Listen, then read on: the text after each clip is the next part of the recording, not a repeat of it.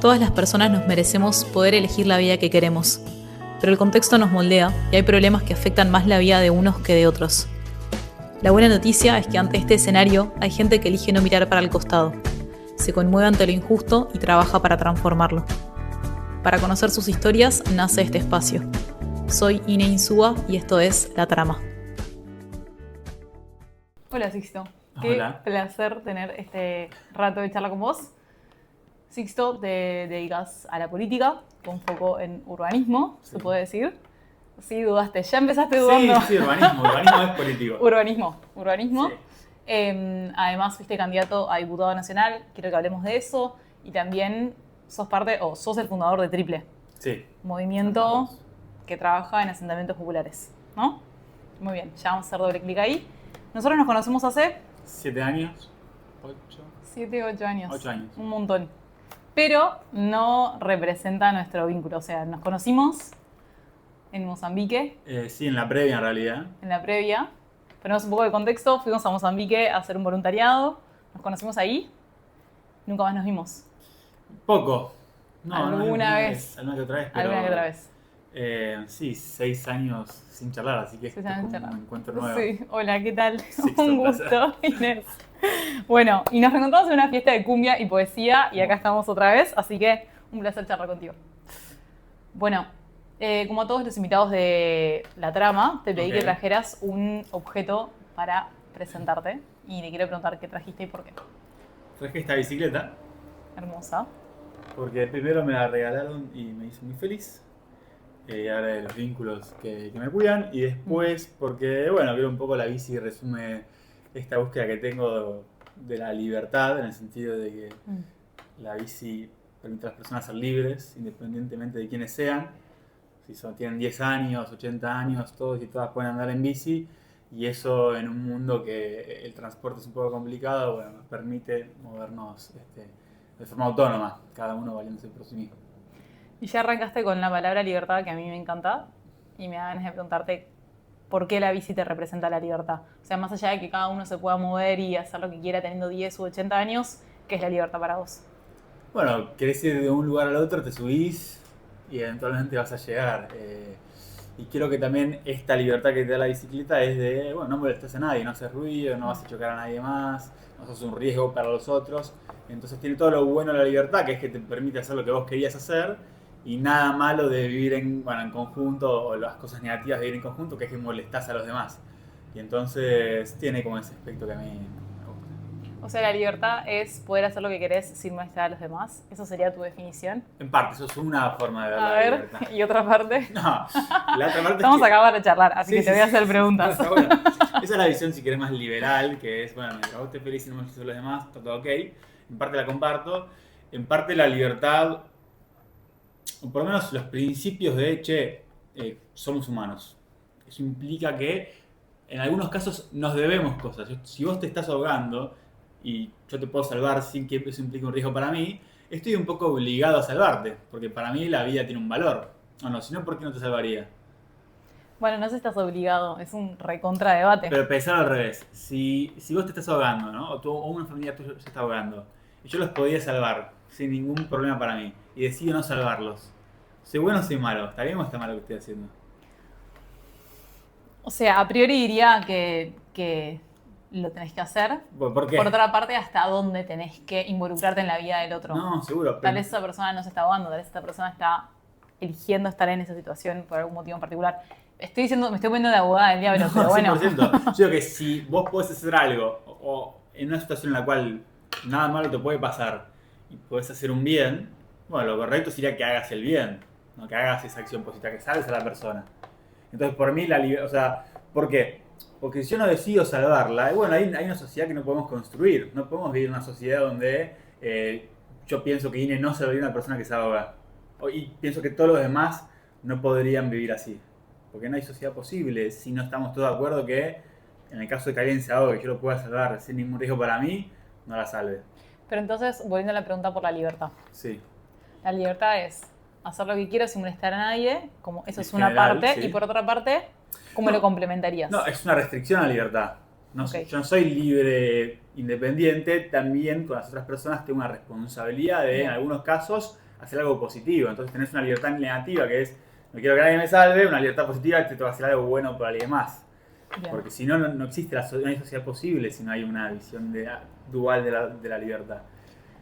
Me gusta que ya nos hayamos puesto Bien. a pensar en la libertad y en sus facetas. Estoy de acuerdo que hay dos formas de entenderla, libertad negativa, libertad positiva. Ya podemos hacerlo de clic más Que no es adelante. nada nuevo, o sea, no es que estamos Que no es nada inventando nuevo, nada. pero es lindo traerlo, Sí. por ahí algunas personas no lo piensan desde ese lugar. Y quiero que empecemos a meternos en tu historia, ahora que ya sabemos Ok. que la bicicleta es algo importante, que sabemos que trajiste la palabra libertad, trajiste la mención al transporte, hablamos de Mozambique, digo, ya tenemos Sí. unas primeras palabras que hacen a tu historia y a quién sos. Yo asumo, por lo que conozco de vos, lo poco que conozco de vos, pero eso que es, me parece que es suficiente, para asumir que hay algo en tu mirada vinculado a la sensibilidad social. Y mi pregunta Sí, puede es, ser. Que sí.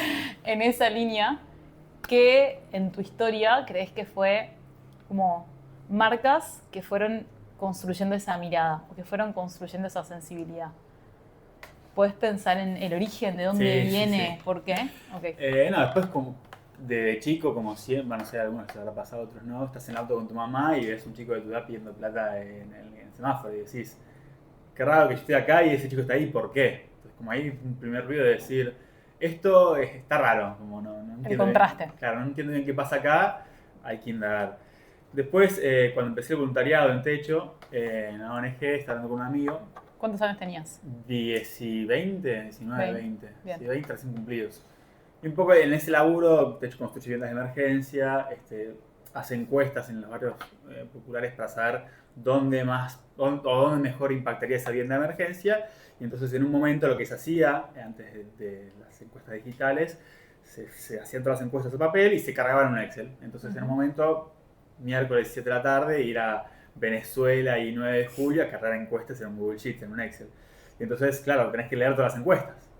Y ahí es donde decís, ok, Nora y Alberto, 75 años, 78 años, pareja, uno es parcialmente ciego, la otra tiene problemas de los pulmones, estado de la vivienda como en el censo, piso de tierra, pared de chapa y techo de bolsas. Bueno, prioridad 1.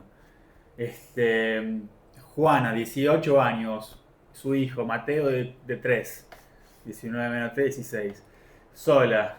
Trabaja de empleada doméstica cuando puede, cobra el AUH, piso de tierra, pared de cartón, techo de chapa. Prioridad 1. Prioridad 1. Entonces, Y así tenés... hacía una pila gigante de decir, ok, esto es un problema que está concentrado en un lugar, es un problema que la gente no elige estar ahí, o si eliges porque es la última alternativa que le quedaba, hay que trabajar acá. Y es donde dije, por ahí voy al ejemplo más del chaleco, como bueno, hay una organización que trabaja para que personas que están en una situación de vivienda muy complicada estén un poco mejor, que sabemos que no es lo mejor que se puede estar, pero es una mejora a su situación actual. Yo puedo ser parte de esa organización y yo sé que este problema existe. Entonces, como yo sé que este problema existe y puedo hacer algo para cambiarlo, no hacer nada es decir, esto no me importa y estoy ok con que esto siga siguiendo así. Entonces dije, che, no, ahora que sé que esto que está acá y esto me molesta, tengo que hacer algo. Entonces, mi trabajo, si querés, más de la sensibilidad social va por ese lado, ok. Desde ese miércoles a las 7 de la tarde cargando encuestas, iba al barrio a hacer las encuestas. De pasar a hacer las encuestas, iba a una comunidad a trabajar para proyectos más de hábitat de, por ejemplo, Sanjeo, Lomas de Burro, una plaza, implementar un proyecto de viviendas de emergencia, es decir, coordinar voluntariado. Y entonces un poco la idea era, bueno, si esto me molesta, esto no está bueno, quiero que esto se mejore, también quiero que toda hora que yo le ponga tenga más impacto. Entonces, ¿qué tiene más impacto? Bueno, trabajar para la organización. Entonces, en vez de cargar las encuestas, junto fondos para que otras familias, o sea, otras personas afuera del barrio construyan el barrio. Y un poco la llegada a la política va de ese lado, ¿no? Decir, ok, miro el presupuesto de techo, miro el presupuesto del Ministerio de Vivienda y digo, ok, allá está, si querés, la gran política pública que se puede hacer para trabajar en esta situación. Entonces, empecé a hacer más ese caminito desde una cuestión de, che, esto no está bueno, los problemas son múltiples, digo, es multicausal, pero hay un norte muy claro para mí que es, no podemos dejar este país que siga teniendo chicos que duerman con un piso de tierra. Y eso es algo que para mí es ponerle, para mí personalmente y otras personas tendrán otras causas, es el chaleco salvavidas. Porque yo puedo hacer algo ahora para que esta persona esté mejor. ¿Por qué no habría de hacerlo? Sixto, quiero entender porque, o sea, voy a repasar. Escucho a ese niño, a ese chico en el auto con su mamá que ve a una persona pidiendo en el semáforo y piensa, acá hay algo extraño en este contraste. Después mencionaste como tu ingreso a Techo y cómo de Techo pasaste al ministerio y a decir voy a involucrarme en política. En ese camino tengo dos preguntas. La primera es, ¿por qué la causa de la vivienda? Porque así como decís, yo no puedo mirar para el costado sabiendo que alguien vive en un piso de tierra, también podríamos decir, no puedo mirar para el costado sabiendo que alguien tiene que salir a robar para tener comida en su casa. Entonces digo, así como eso, y te puedo hablar de educación, y podemos hablar de salud, y podemos hablar de un montón de otras cosas. ¿Por qué la vivienda? O sea, ¿por qué en tu caso elegiste o estás eligiendo ese camino? No lo había pensado, de hecho, no te voy a ser sincero. Primero que nada, obviamente, hay muchas causas y todas son muy válidas. Y creo que lo importante es que haya personas que estén pensando en cómo mejorar la educación, cómo mejorar el sistema de salud, cómo mejorar el sistema de transporte. Yo creo que va un poco por ese lado. Para mí la vida tiene algo que es que todos tenemos un lugar para vivir. Digo, que algunos tenemos mejores lugares y otros peores lugares. Pero es imposible escaparle a necesito un lugar donde acostarme a la noche. Y entonces también creo que es una de las cuestiones que tiene más impacto en la vida de las personas. Entonces, cuando uno mejora las viviendas, se dice que es un bien meritorio en el sentido de que mejora mucho otras áreas de la vida, ¿no? Cuando uno duerme mejor, trabaja mejor. Cuando uno tiene una casa que está en buenas condiciones, no se enferma porque no hay humedad, no tiene asma, no tiene tifoide. Y entonces lo que hace la vivienda es que es algo que también todos pueden sentir que es importante. Yo le puedo hablar de política de vivienda a alguien que vive en Puerto Madero, a alguien que vive en Palermo, a alguien que vive en Quilmes, a alguien que vive en Las Flores, en Mar del Plata, en Bahía Blanca. Todos hemos tenido en algún momento, la gran mayoría, algún problema de vivienda. Porque incluso cuando las personas de altos ingresos se quieren mudar, cuando se independizan, bueno, también tienen que pagar un alquiler. Entonces me estoy dando cuenta con el tiempo que el problema de la vivienda de los barrios populares es un problema que hay muchas personas que tienen de diferentes formas. Entonces, el barrio popular generalmente son dos motivaciones de migración. De países periféricos buscando trabajo y después de personas que se caen del sistema formal de vivienda, que no pagan alquiler, que vivían de prestado a algún amigo y ya no pueden vivir más ahí. Y entonces su último recurso es caer en un asentamiento informal. Pero después hay personas que también se les va la mitad del sueldo en un alquiler. Y eso es una realidad. Y para la juventud también es algo que sucede. Entonces para mí la vivienda tiene esto de que mientras mejor es mejor para todo el país.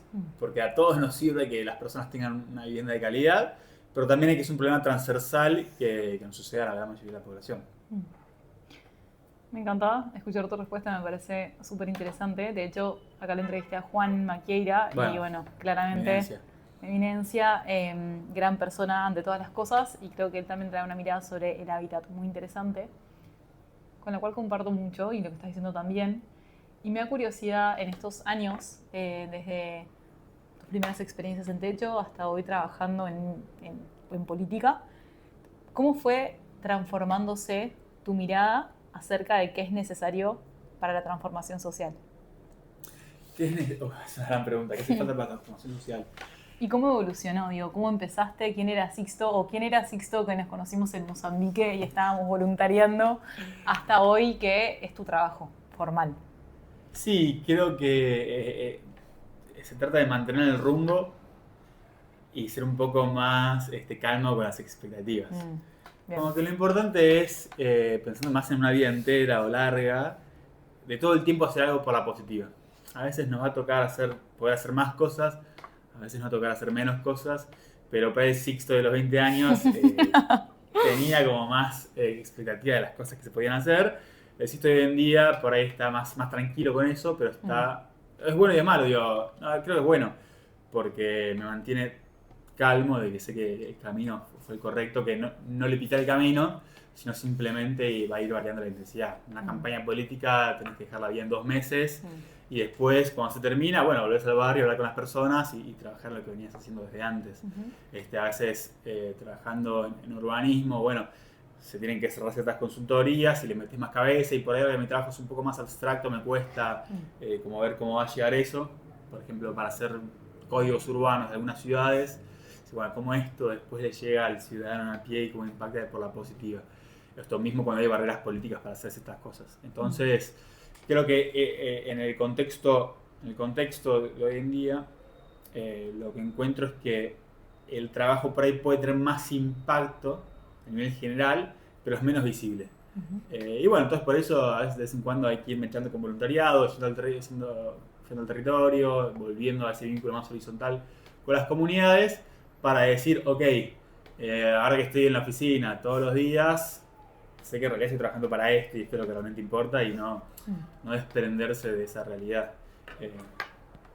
Bien, estoy escuchando que hubo una transformación en términos de expectativas y en términos de intensidad, sobre todo.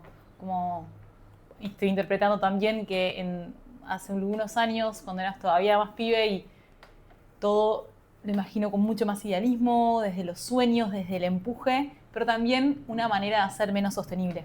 Y que hoy tal vez con menor intensidad y con expectativas, si querés, acorde a lo posible, esta forma de hacer se puede sostener en el tiempo. ¿Entendí bien? Sí, es más una cuestión de también balancear la vida y la vida personal de uno, ¿no? Antes, cuando tenés 23 años, 24 años, te puedes ir 2 semanas a construir viviendas a Bariloche y está todo bien, no pasa nada. Ahora es como que también hay que balancear. Hay otra responsabilidad también con la familia, con los vínculos que uno tiene, que hacen que, bueno, ya no es más uno no es más uno solo, también tiene que velar por un grupo allegado de personas que lo han criado, que lo han enseñado y que también tienen cierta responsabilidad con ello, ¿no? Y ahí creo que, volviendo al tema de la libertad, si bien esta libertad existe, creo que tenemos cierta responsabilidad con nuestros antepasados, ¿no? Pero pienso y digo, claro, las personas que viven en la ciudad de Buenos Aires, que ya tienen las calles hechas, ya tienen las cloacas y el agua hecha, bueno, en general eso no se pagó con sus impuestos, con su salario. Es una infraestructura de 150 años. Entonces, ese, si querés, regalo generacional que recibimos, bueno, uno puede decir, ok, agarro una empresa de agua pública que me hizo las cloacas y la vendo, que puede ser, o entiendo que esto que yo he recibido, otras personas aún no lo han recibido, y tengo una responsabilidad de que la reciban. No de malgastarla, no de venderla, sino que el hecho de que exista una empresa estatal de agua potable es para que las personas tengan agua potable.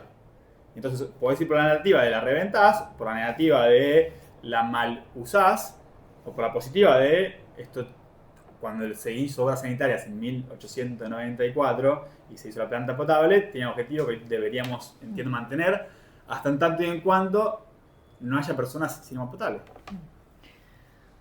Me encantó el concepto del regalo generacional, me encantó. Y creo que ya nos estamos empezando a meter un poco más en la lectura política. Sí. Así que vamos hacia allá. Quiero preguntarte, para empezar con este tema, a ver, nosotros tenemos 28 años los dos, ¿no? 29, sí. 29. Hace unas semanas. Feliz cumple. Gracias. Yo dentro de poco, en agosto. Y creo que para nuestra generación la política tiene mucho descrédito. Nuestra generación y muchas otras, pero digo, sobre todo nuestra generación lleva un descrédito enorme hacia la política. Y creo que eso también es un desincentivo para participar, además de otras razones. Pero quiero saber cuál es tu lectura con respecto a la participación política, el involucramiento con lo social. ¿Qué ves en tus pares, en tu gente? ¿Qué lees y cómo lo podrías explicar? Por cómo lo decís ahora, se me ocurrió un ejemplo que es como los políticos a veces parecen un club de fútbol. Entonces, como que las personas vuelcan toda su frustración o alegrías en su club de fútbol, en su político. Entonces, cuando el DT le va mal, es la peor persona del mundo; cuando le va bien, es un ídolo. Se crean como ciertos fanatismos alrededor de la política que, bueno, son, si querés, dinámicas que no estaban buenas. Yo creo que hoy en día es que el político, o la gente espera del político que sea inteligente, que sepa hablar, que gestione bien, que no sea corrupto, que gane de abajo para la media y que encima tenga que bancarse constantemente insultos, porque si no, no te da. Entonces, creo que lo último, esto de, para hacer política tenés que bancarte el odio de alguien, echa a muchas personas que, bueno, son muy valiosas. Entonces, creo que el principal problema de la política es que dentro de todas las cosas que una persona razonablemente le puede pedir a un político que sea, la peor de todas es que tenga que bancarse este odio constante por opinar. Y es por eso que justamente al final tenemos los políticos que se bancan eso. Entonces, cuando una de las principales características del político tiene que ser resistir mucho las críticas personalmente, porque al final de cuentas somos personas, no me considero político porque no me eligieron, pero digo, las personas que efectivamente están en sus cargos, bueno, lamentablemente las otras 6 características que están buenas en un político iban a perder. Porque a fin de cuentas está eligiendo porque resiste más, es más resiliente. No porque es el mejor, no porque es más inteligente, no porque ya mejores acuerdos, sino porque se banca mejor la presión y las críticas de los demás.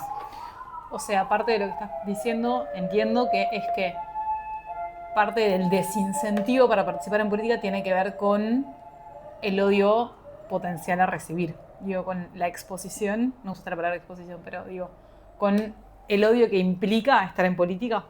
Sí, a ver, cada tanto salen scratches de políticos que están caminando por la calle, los insultan, les dicen corruptos, no hay vida pública. Mismo, a mí me pasa un poco más ahora que estás en un ambiente nada que ver y te empiezan a molestar con política, que decís, yo estoy en un partido, estoy en un deporte, ¿no? ¿Qué tiene que ver esto con mi vida? Acá vengo a ser parte más de un evento, esta es mi vida privada. Entonces, ¿estás pensando en un ejemplo concreto? No importa. ¿No querés contarnos? Okay. Entonces, de repente esta política pasa a ser parte de uno. Y en ese ser parte de uno, bueno, se pierden muchas cosas y deja cosas de lado. Entonces creo que se le pide mucho de algo malo y muy poco de las cosas buenas. Y en tu caso personal, digo, sin entrar en esa anécdota ni en las cosas que no quieras hablar, pero yo creo, esto es por ahí acá disentimos porque bueno, no soy político porque no me eligieron. Para mí está bien, una cosa es la política partidaria y las candidaturas, y otra cosa es participar políticamente en lo público, incidir en lo social de diferentes maneras. Y yo creo que hoy, corregime si no es así, estás eligiendo la política como camino. Sí, no, obviamente, digo, me autochicaneo a mí mismo. Estamos haciendo un partido en Nuevos Aires, en la ciudad de Buenos Aires, estamos formando algo nacional con soberanos, tenemos una visión de país a la cual queremos llegar y por eso entiendo que muchos partidos políticos luchan, pelean, conversan, disputan, que es una visión de país que es muy clara, que es muy nítida y que nos interesa que sea una realidad. Por eso estamos en ese camino, o estoy en ese camino para cumplirlo. ¿Qué elementos tiene esa visión de país? Bueno, una visión de país que estamos acá, que... No me la puse, me regalaste una escarapela y no me la puse. Es una escarapela de Malvinas, que la estoy llevando a todos lados, porque tiene que ver con... ¿Dónde está la mía? Bueno, ahora la voy a buscar. Argentina es un Estado-nación. Para que un Estado-nación sea completo, tiene que tener soberanía sobre su territorio. Entonces, como no tenemos soberanía sobre nuestro territorio, no somos, voy a poner la no somos un Estado-nación completo. No se puede discutir ni de economía, ni de sociología, ni de política universitaria, lo que vos quieras, si no nos damos cuenta que este país está siendo ocupado y que no sos un país completo de derecho si no tenés soberanía sobre el territorio que vos reclamás. Ok, entonces parte de la visión de país que proponen, no me estoy pudiendo poner tu hermoso elemento.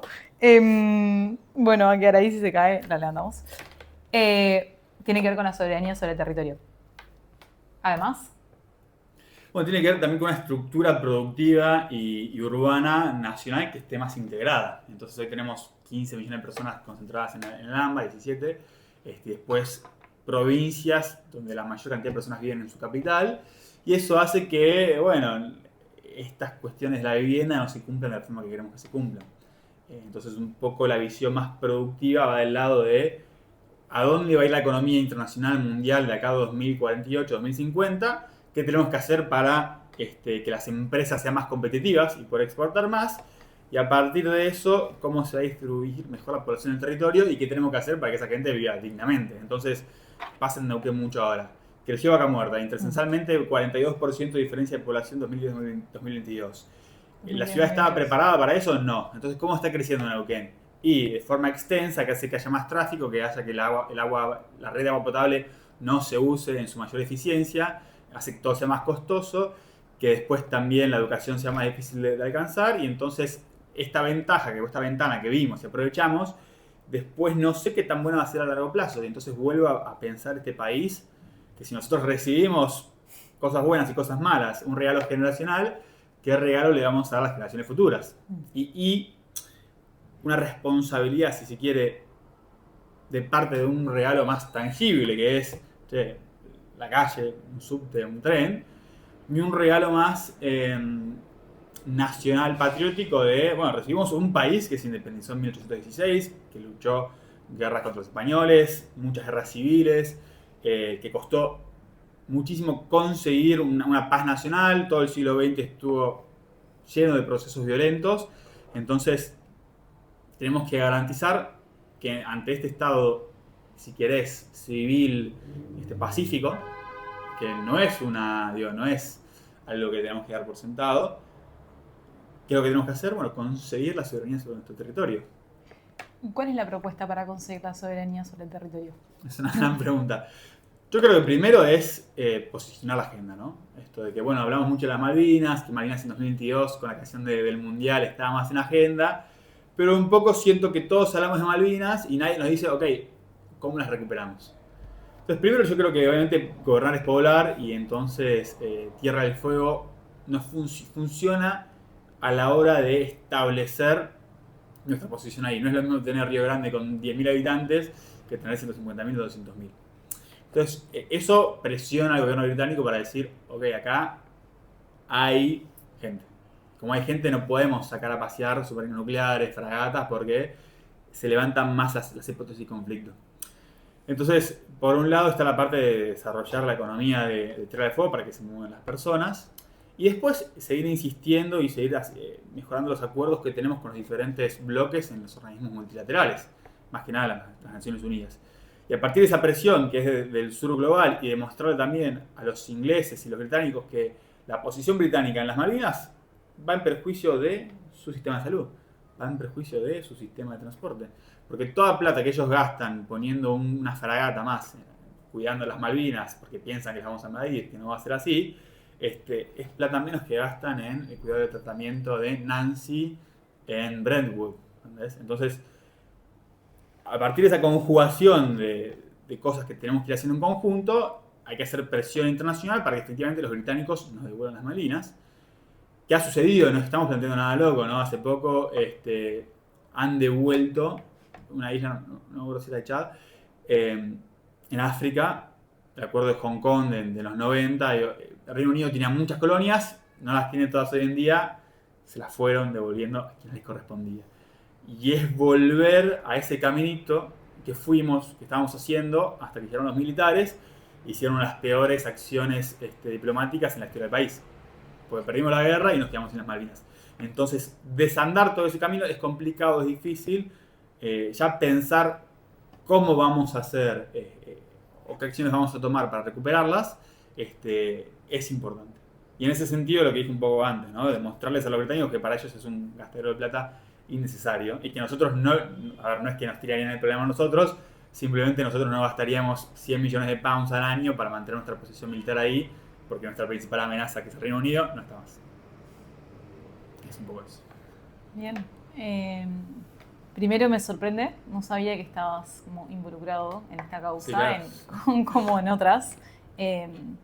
Al mismo tiempo, creo que es un tema súper complejo de abordar y que sin dudas trae muchas tensiones, mucho conflicto potencial.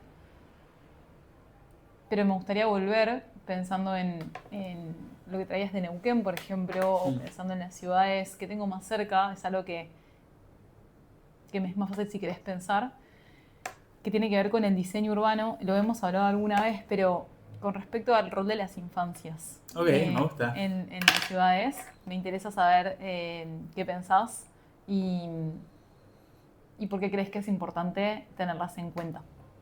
Es una gran pregunta. Primero, es importante porque la Carta Internacional de los Derechos del Niño dice que las infancias tienen que poder opinar sobre las cosas que les incumben. Entonces, todas las personas transitan las ciudades. Y alguna vez cuando hacen una autopista o cuando hacen algún proyecto urbano, ¿pensás que les preguntan a las infancias qué quieren ahí? No. Entonces creo que primero es una cuestión de no minimizar. Hay algo que es muy interesante, que es que no minimizar los deseos de las infancias. En el sentido de, che, cuando diseñas un parque, una plaza, lo diseñas con los chicos y con las chicas, bueno, estás tomando en cuenta que las personas, o ellos tienen algo para decir sobre los espacios que van a usar. Ellos juegan, ellos pasean, ellos miran, ellos están todo el tiempo recorriendo los espacios. Y entonces, darles la oportunidad para que en conjunto armemos un lugar, habla de un derecho que ellos tienen, que es a divertirse, pues estoy seguro que se van a divertir mucho más si lo armas en conjunto con ellos que si no. ¿Conoces alguna experiencia en donde puede ser acá o puede ser en otro lugar? Creo que sí. Donde se haya experimentado, ok.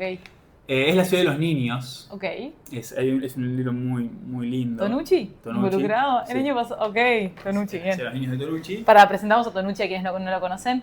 Vos que es más de tu niña. Ok. Tonucci, pedagogo italiano. Sí.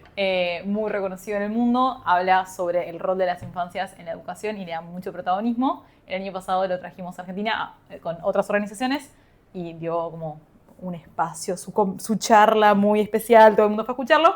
Pero me parece reinteresante realmente decir, creo que es algo que está muy invisibilizada la voz de los niños, que yo no necesariamente estoy de acuerdo con todo lo que estás diciendo, honestamente,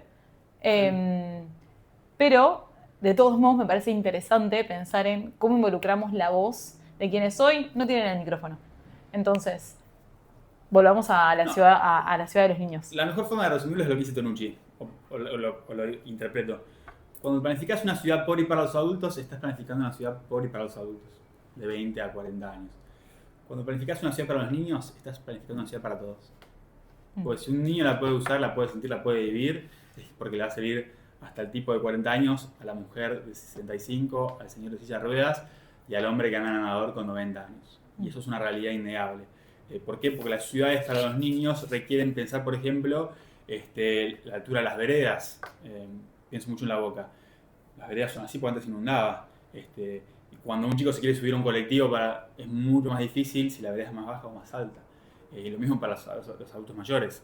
Todas las barreras que como personas de entre 20 y 50 años no sabemos que existimos, porque no nos frustramos, porque las superamos, para los niños, para los adultos mayores y para las personas con discapacidades, son monumentales. Entonces, cuando las pensamos para los niños, las estamos pensando implícitamente para todos los demás, por más que igual también hay que pensarla para esos otros grupos. Y realmente tenemos una ciudad libre, en la cual todas las personas pueden ser autónomas. Es difícil una ciudad que dé más libertades si un hombre de 90 años no puede salir a hacer sus compras. Y tiene que ir acompañado porque si no hay mucho ruido, si no el riesgo de que te atropelle el auto, una persona en silla de ruedas. Un gran fracaso de la ciudad es, en Colombia, igual un poco para la topografía, pero es que muchas personas y adultos mayores con silla de ruedas no salen de su casa. Porque el ambiente exterior es muy hostil. Entonces, no tenés una ciudad para todos. Y no es una ciudad para todos desde el sentido, si querés, más populista, de que la ciudad es para todos, sino desde el punto de vista de que esta ciudad no es para mí. Y esta ciudad no me recibe. Por lo tanto, tenés ciudadanos de primera y de segunda. Quiero seguir haciendo doble clic acá. Vamos, contentísimo. Porque creo que a veces naturalizamos o el paisaje urbano, ya que estamos hablando de ciudades, se vuelve invisible, ¿no? Así como estamos hablando de las infancias invisibilizadas, el paisaje urbano que creo que lo tenemos tan incorporado que no nos damos cuenta de que gracias al paisaje urbano o al diseño tenemos un estilo de vida u otro, o podemos o no circular en función de nuestras capacidades. Me pregunto también por la segregación territorial, por clase social y por desigualdad. Está bueno lo que decís. Así como recibimos ciudades, recibimos un país heredado. Así como recibimos. Sí, recibimos ciudades heredadas. Y algo que me obsesionó mucho hace 2 años era entender, bueno, ¿qué pensaban los urbanistas cuando hicieron la ciudad que recibimos? ¿Qué pensaba el urbanista en 1930, ¿no?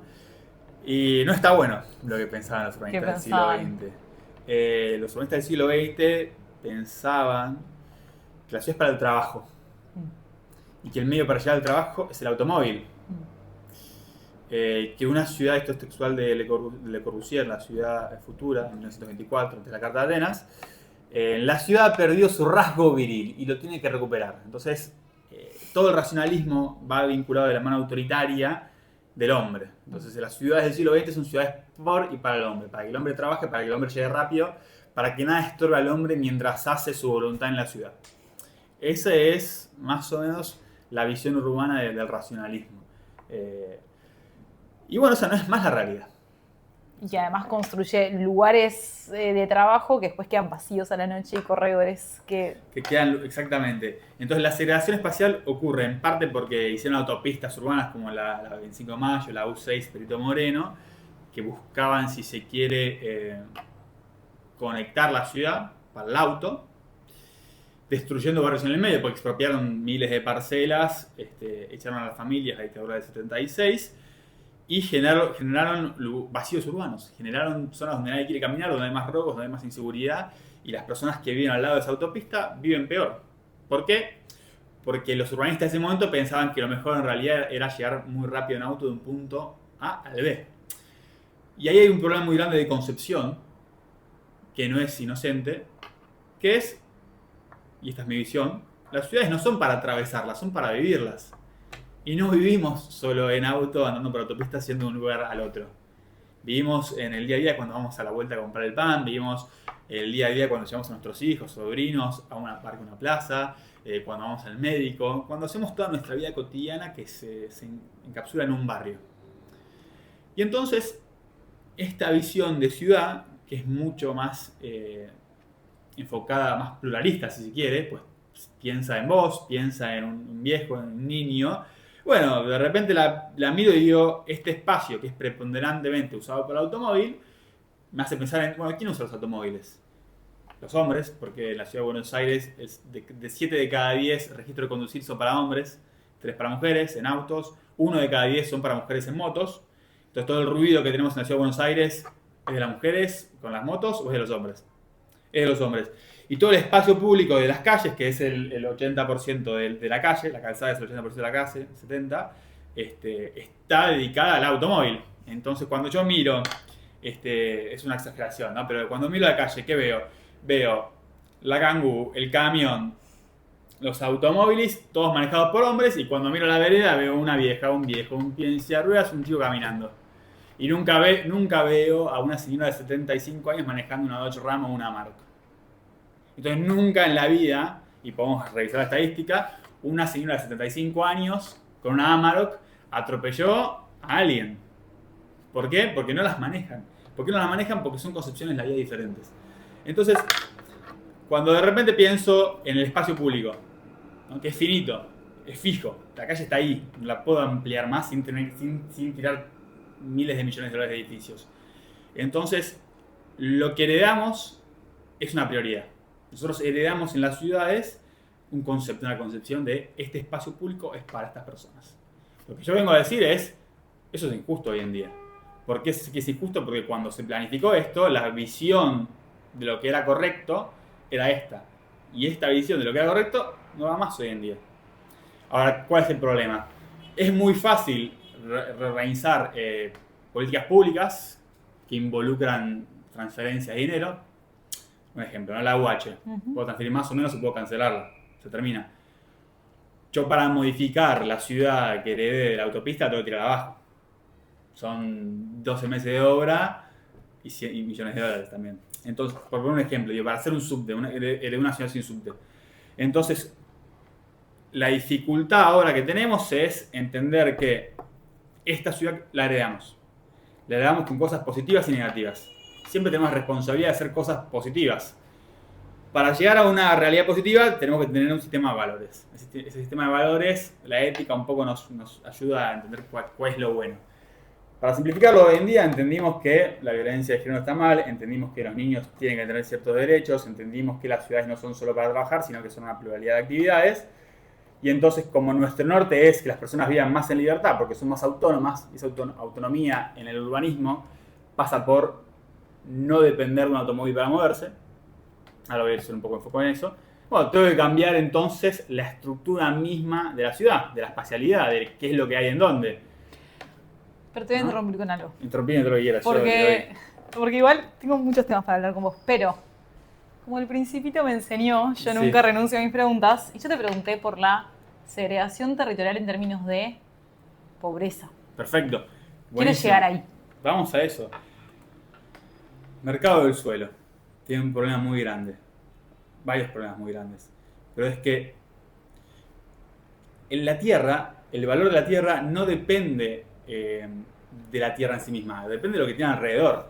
Entonces, yo tengo un lote baldío y al lado me hacen un Sheraton y me hacen otro edificio divino, ese lote va a valer más. ¿Ok? Y como está fijo, no lo puedo mover, bueno, entonces va a valer más caro. ¿Eso qué hace? Eso hace que a la larga las personas con mayores ingresos vivan en lotes mejores y las de menores ingresos vivan en los peores lotes. Es como una subasta constante en las cuales se va expulsando gente por el mercado del suelo mismo. O sea, el precio es relativo en función de lo que va sucediendo alrededor de Por ese tres espacio. cosas. Uno, lo que se puede hacer con ese lote. Si puedo hacer un edificio de 20 pisos vale más, si puedo hacer uno de 2 pisos vale menos. Después, las expectativas futuras de cambio. Si yo sé que mañana van a hacer un hospital, hoy ya que te cobro más por este lote, puede ser que vas a hacer un edificio al lado del hospital. Y tercero, por lo que tiene alrededor. Bien. Esos tres principales motivos. ¿Qué vemos con la segregación territorial? Bueno, hay personas que se quedan afuera de este sistema porque no pueden pagar ninguno de los lotes formales. Hay dos alternativas. O alquilo una pieza en la villa, o tomo un terreno, o compro un terreno en una zona inundable. Entonces, la segregación, ¿cómo la vemos? Hoy estaba haciendo un mapa de eso justo. Es que los asentamientos informales, ¿dónde se ubican? En las tierras de menos valor. ¿Por qué? Porque hay menos probabilidades de que los echen de ahí. Salvo la 31, salvo algunas otras villas de la ciudad. ¿Por qué? Porque son de 1930. En 1930, la villa 31 era de menos valor, era al lado del puerto, no tenía un valor que tiene ahora. Pero entonces, ¿cuál es el problema de esto? Se mudan personas a los lotes de menor valor. ¿Cuáles son? Los que están en zonas inundables. ¿Por qué? Pues entre dos terrenos iguales con el mismo dueño, uno vale $1 millón y el otro es una zona inundable que el dueño no lo puede hacer un barrio porque se inunda. Y le toman le va a molestar, y mucho no, porque tenía menos valor. Entonces, como se toma lo de menos valor, las tierras fiscales se ubican en zonas muy riesgosas. Y entonces es cuando vemos que justamente el cambio climático, que ahora hay mayores lluvias, ¿no? Y olas de calor más intensas, pega más fuerte en los barrios populares. Pues son donde justamente hay más vulnerabilidad. Y entonces vemos que esta ciudad heredada que tenemos de cara al futuro que estamos viendo, que es el cambio climático, no nos da la respuesta que queremos, por lo menos a los que pensamos que todas las personas tienen que tener una vivienda digna. Y la segregación espacial se ve muy clara ahí, y no se han hecho los instrumentos, no se han usado los instrumentos para intentar revertir esto, ¿no? Esto de, ok, el Estado favorece la construcción cerca de una estación de tren, el Estado favorece el desarrollo inmobiliario en buenas zonas a un precio accesible para que las personas puedan comprarse un pedazo de tierra digno. Y esa segregación después tiene problemas muy grandes, porque es el día que se inundó o que llovió y a ver, vivo acá en este barrio popular y llueven 10 milímetros y se inunda, el resto de la ciudad no. Pero yo ese día no pude ir a trabajar, gano menos sueldo, me despiden con causa, tengo menos oportunidades laborales y de educación. Y entonces lo que vemos es una reproducción estructural de la pobreza, que va a ser muy difícil dar vuelta si no hacemos las obras públicas necesarias para que esas personas no vivan así. Y uno podrá decir, bueno, ¿por qué haríamos obra pública? De base porque todos los que estamos decidiendo y hablando de obra pública ya hemos recibido los frutos de esa obra pública de las generaciones anteriores. Entonces, de base es una responsabilidad de que todos tengamos un piso mínimo de vida. Sixto, hablamos de muchos temas. Hablamos del rol de las infancias, de la concepción de libertad, de las Islas Malvinas, del diseño de ciudades, de Neuquén. Algo que estoy observando como factor común es que veo mucha pasión. Sí, me arroja, mucha pasión. Y me pregunto cómo esta pasión o esto que observo te llevó a decir, quiero ser candidato. Podemos hablar un poquito de tu candidatura y, ¿sabes qué? Sobre todo, el detrás de escena para alguien que nunca se candidateó, ¿qué significa ser candidato? ¿Qué significa? ¿Qué es? ¿Qué implica? Contanos. Qué pregunta. Ay, ese suspiro. No sé con qué te conecta. No, es estresante. Es estresante ser Esa es la candidato. primera respuesta, ok. Es Sí, estresante. es estresante porque de repente no sabe por dónde va a venir el golpe, ¿no? No sabes si tenés gente que te está carpeteando de lo que dijiste en 2018, de lo que dijiste, lo que no dijiste, con quién te juntaste, con quién te sacaste la foto. Y por ahí lo que uno quiere es hacer llegar una visión de país o una visión más ética, política, de lo que uno considera correcto, como está mostrando hoy en día. Y la política no es eso, la política tiene una parte más dura de desprestigiar al adversario, ¿no? De intentar atacarlo y destruirlo de todas las formas posibles. Que igual, no soy inocente de nada, no es que yo no he criticado a nadie, también he sido parte de esa lógica, pero es por cómo se viene dando desde siempre. Entonces, esos meses de candidatura no sabes nunca qué es lo que puede suceder y en cualquier momento puede explotar algo. Después tiene algo muy lindo que es construir vínculos con el resto de la lista, construir vínculos con los representantes del partido en las ciudades del interior, su visión de la provincia, su visión del país. Creo que algo que está bueno de hacer política, que es constantemente estás conversando y construyendo una alternativa posible a un país que nos obliga a querer mejorarlo siempre. Te esquivé la pregunta, te respondí. ¿Me respondiste algunas cosas? Porque te vengo esquivando bastante. Sí, me doy cuenta y no sé por qué.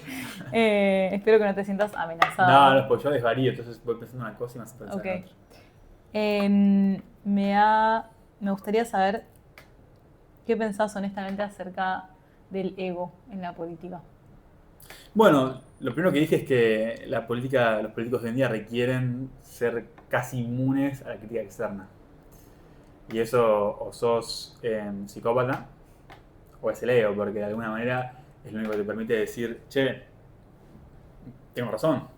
Pues si no tenés razón, o sea, si no decís, no es que tengo razón en el sentido de soy el que sabe, pero digo, esta visión de país, esta visión de sociedad es la que yo creo que es la deseable, por la cual voy a luchar. Y como la defiendo, bueno, eso se vuelve mi identidad. Entonces mi identidad es esto es lo correcto y mi ego me defiende o el ego te defiende de las críticas. Porque si no, perdiste. Pero quiero tomar perspectiva acá un poco de esto, porque algo que me interesa a mí es comunicar la política como una vía de transformación social. Insisto en esa idea, o sea, creo en eso. Sobre todo lo veo en la política local. En los gobiernos locales me parece que hay una posibilidad de cambio concreta, tangible, muy poderosa, más allá de la rosca. Sí. Ahora, en esta conversación está saliendo la rosca, el ego, el bancarse, el odio, la opinión ajena. Digo, que todo eso me parece que tiene más que ver con la opinión pública acerca de la política. Con toda esa negatividad, te pregunto, Sixto, sí. ¿por qué invitarías a alguien a dedicarse a la política? A alguien que tenga interés, por supuesto, sí, y aptitudes, pero digo, ¿qué dentro de esa negatividad que podemos estar construyendo, crees que sí es valioso y que sí tiene sentido seguir apostando por ese camino? Yo creo que de las cosas más lindas que tiene la política es poder llegar a eso que uno sueña. Y a partir de esa construcción en conjunto, está bueno rodearse de personas que están en el mismo camino. Y sí, por eso lo llevo más a la política más partidaria o a las elecciones. Después la gestión tiene otra mirada diferente. Pero sí creo que la horizontalidad es fundamental. Y cuando uno construye una visión de país, es un poco lo que está intentando decir recién, o de ciudad o de pueblo, es que también uno se nutre de los demás y en esa conversación es donde sale lo mejor posible. Entonces, por un lado, el ego, lo que tiene bueno es que te protege de lo de afuera, pero es problemático porque cuando uno va adentro de su organización o de sus conversaciones, es una barrera. Entonces, cuando uno está en sintonía con los demás, es donde uno tiene que ser más humilde, horizontal, desde el punto de vista de, bueno, estamos todos luchando por algo más o menos parecido, con algunas diferencias, pero sí compartimos esto en común, que es la voluntad del trabajo por el otro. Y eso es como pretender que, bueno, todos tenemos un poco para aportar, de diferentes lados, y los roles se van modificando, pero el otro siempre, o por lo menos de triple, que siempre lo hacemos, o lo que intentamos hacer es que el vínculo siempre es horizontal y que todos tienen posibilidad de hablar, de discutir, de proponer, y que justamente la salida, al ser así, es colectiva y es consensuada y es una política diferente. Es la política de los acuerdos. Mencionaste a triple, gracias por hacerlo. Bien. Gracias, sí, porque quiero que hagamos doble clic ahí. Sí. Contanos de qué se trata el movimiento. Originalmente surge de los incendios de la Patagonia 2021.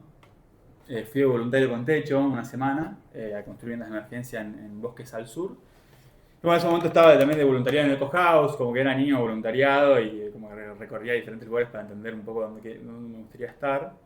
Y entonces conversando con la comunidad, les pregunté, era un bosque de pinos divino, y se había incendiado todo, además de las viviendas.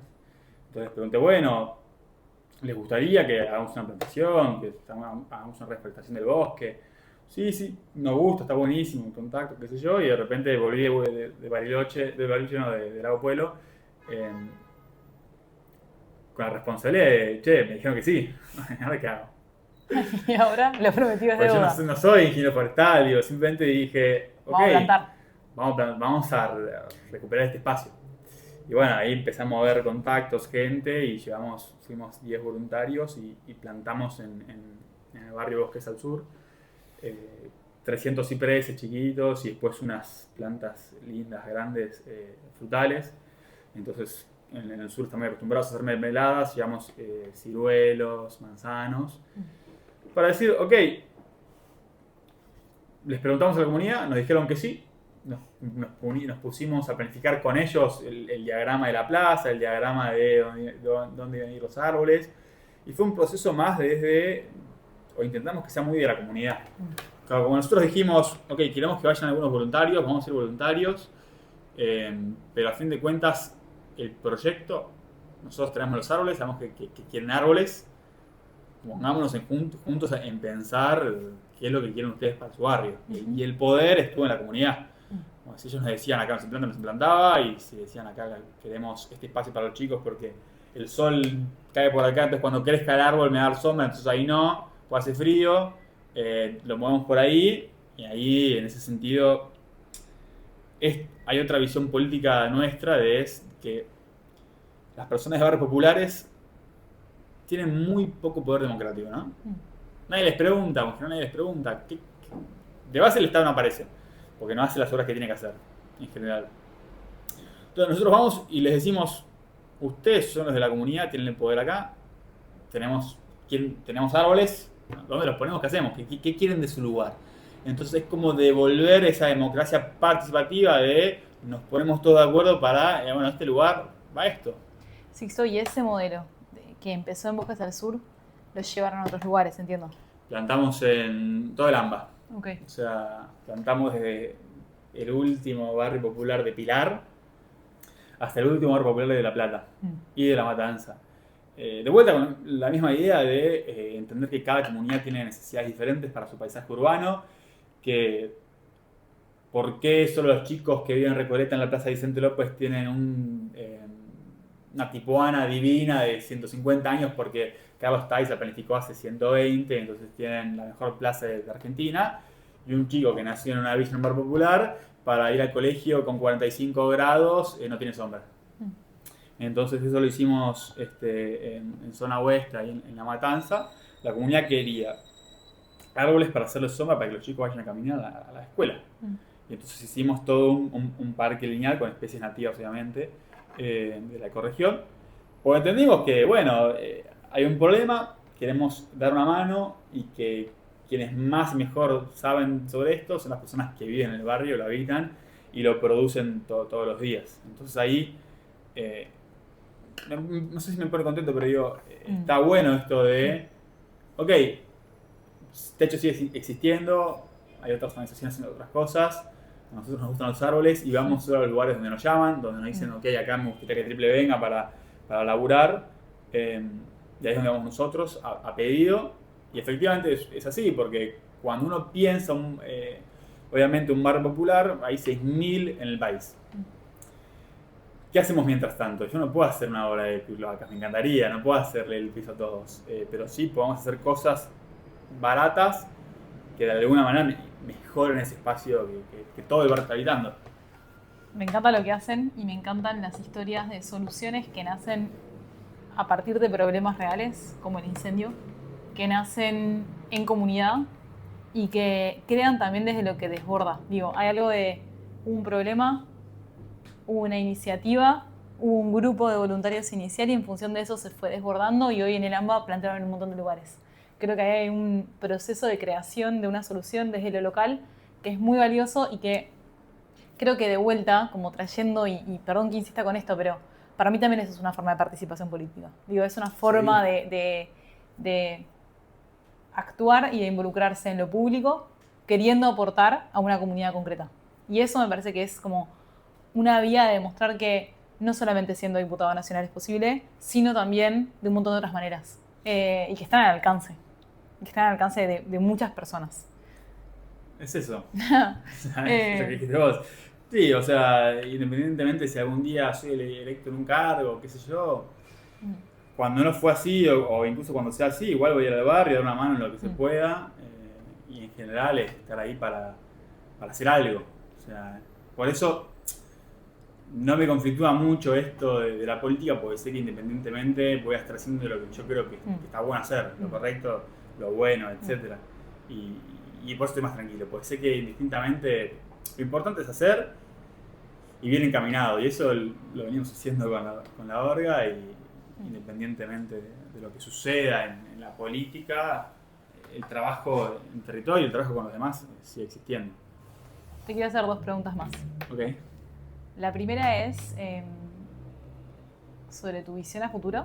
Sí. Pero conectado con, o sea, hace un ratito trajiste la palabra sueño, como vinculado con la política, con la posibilidad de cumplir sueños. Sí. Algo así fue lo que escuché.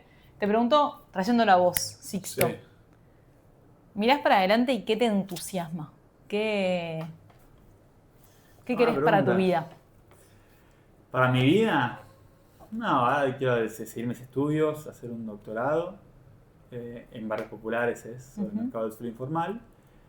Y después plantar muchos árboles. Y obviamente mi sueño político es que nadie en este país viva con un piso de tierra. Yo creo que mi responsabilidad, o por lo menos la que yo me autocargué, es si me muero, a la edad que sea, y no logré que todos los chicos en este país tengan un piso digno, y perdí. O no llegué a... Hay altas posibilidades de perder. Digo, ¿no hay otras formas más allá del resultado, de sentir que no perdiste? Es un horizonte, obviamente en el medio pasan muchas cosas, pero digo, hay muchas políticas que nacen de algo que parece imposible, ¿no? A ver, 2 casos del siglo XX. Uno es llegar a la luna. Los quisieron llegar a la luna y se dejaron todo para llegar a la luna. Y llegaron. Después, otros quisieron curar el polio. Parecía una enfermedad incurable. Invirtieron mucha plata y curaron el polio del mundo. Hoy no hay más casos de polio, pero en el siglo XX era una tragedia. Entonces, puede pasar imposible, por eso es un sueño. Porque creo que realmente es algo que a mí me importa, a mí me interesa, y lo que yo voy a trabajar para que no suceda. Y lo pienso de vuelta desde el punto de vista de que no somos nada. Este país ojalá siga existiendo cientos de miles de años, y cada generación política en su momento histórico tiene una responsabilidad. Si la del siglo XX era conformar un Estado nacional, la de Irigoyen era conformar la democracia popular, la del mediados del siglo XX era el voto femenino, de Alfonsín recuperar la democracia. Bueno, yo creo que mi responsabilidad para aportar una Argentina más justa, una mejor Argentina, es a partir del urbanismo lograr que todos tengan una vivienda digna. Que después podamos discutir muchísimo de cómo tiene que ser eso. Y hay veces que la solución va a ser más por el mercado, a veces que la solución va a ser más por el Estado, a veces que va a ser integrada, va a requerir más o menos intervención. Pero lo que creo o quiero que todos estemos de acuerdo es que me parece horrible, imposible, o no consigo que nadie en este país, o que haya gente en este país que viva en condiciones como viven estas personas. Y un poco ese es mi sueño, esa es mi motivación. Si no, el resto me parece medio vacío, ¿no? En el sentido de, bueno, ¿qué es la vida? ¿De qué la llenamos? ¿Con qué la llenamos? ¿Qué le damos? Y bueno, también la responsabilidad de devolver estas cosas que hemos recibido generacionalmente. Última pregunta. Y bien enfocada en vos y en tu persona. Sí. ¿Qué crees que aprendiste o que te transformó especialmente este camino de hacer impulsado por el bien común? ¿En qué te cambió como persona el hecho de decidir esta forma de actuar socialmente? Bueno, que primero, que uno recibe más de lo que da, eso siempre. Y segundo, que siento que cambió. Pero no sé. La cara de Consuelo. Bueno, igual fue una gran respuesta que... Sí, pero siento que es medio trillada, no me convence del todo. Quiero decir algo real, no algo que suene bien. Claro. ¿Me haces de vuelta la pregunta? Dale. La voy a hacer más simple. ¿Qué aprendiste dedicándote a trabajar en temas sociales que impactan en la vida de otras personas? Bueno, que cuando hay convicción las luchas no tienen plazo. Y esto de que lo importante es hacer el bien por el bien en sí mismo, mientras no le... O sea, eso, hacer bien por el sí mismo. Eso es, de alguna manera siento que es lo que hace la felicidad a largo plazo. La felicidad está en hacer el bien. Y constantemente tenemos que encontrar, qué es el bien. ¿Qué es el bien para Sixto hoy a las 5 de la tarde hablando con vos? ¿Qué es el bien cuando pienso en el otro? ¿Qué es el bien cuando pensamos en un país? Que no es fácil. Creo que lo más difícil de todo es entender las causas, cómo se vinculan con un ideal. A veces uno piensa que está haciendo bien las cosas y en realidad está perjudicando más que ayudando. Y entonces, si querés, lo que me ayudaron estos años es entender cuando, aún con buenas voluntades, uno hace algo que el mal, por así decirlo, y cuando hace el bien. Ahí está mejor. Sixto, gracias. Por favor. Gracias por esta conversación hermosa. Listo,